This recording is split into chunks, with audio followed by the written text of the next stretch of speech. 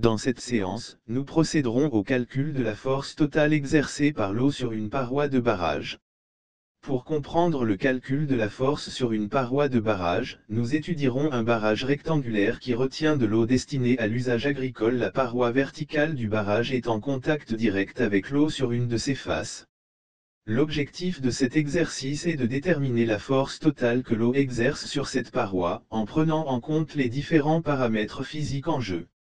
Les données que nous devrons utiliser pour calculer de la force totale exercée par l'eau sur une paroi de barrage sont les suivants: hauteur de l'eau, 15 mètres, largeur de la paroi du barrage, 50 mètres, densité de l'eau, 1000 kg par mètre cube, accélération due à la gravité, 9,81 mètres par seconde carrée.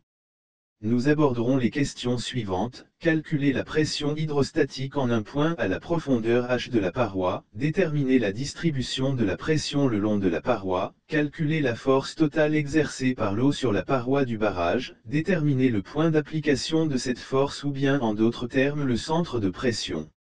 Après avoir exposé les questions, nous allons maintenant entamer la résolution du calcul de la force exercée par l'eau sur la paroi du barrage. Calcul de la pression hydrostatique. La pression hydrostatique à une profondeur h est donnée par la formule: pression égale densité de l'eau fois la gravité fois la profondeur h quelconque qui est différent de la hauteur de l'eau. Avec l'application numérique, nous avons pression égale 9810 fois h pascal avec h une profondeur quelconque. Calcul de la pression maximale à la base du barrage. À la base du barrage, à la hauteur maximale h égale 15 mètres, la pression est: pression max égale 9810 fois 15, pression max égale 147 150 pascal, soit 147 kPa.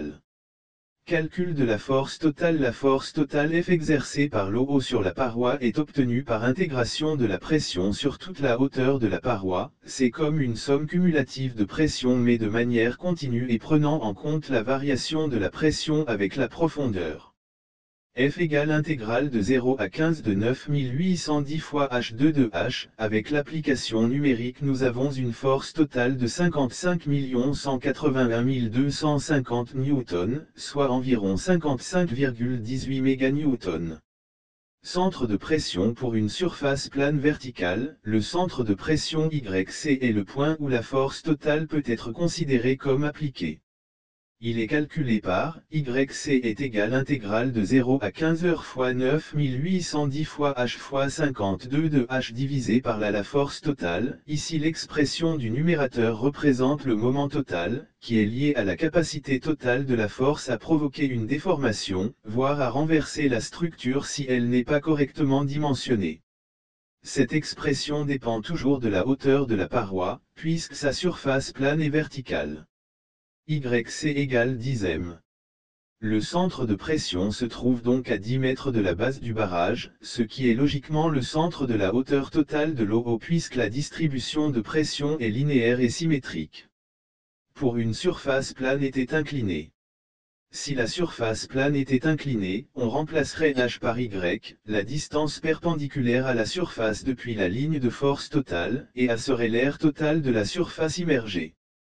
Pour conclure, il est crucial de comprendre que les principes de base régissant les forces de pression et les moments appliqués par l'eau sur les barrages sont similaires, même si les formes géométriques des barrages peuvent varier.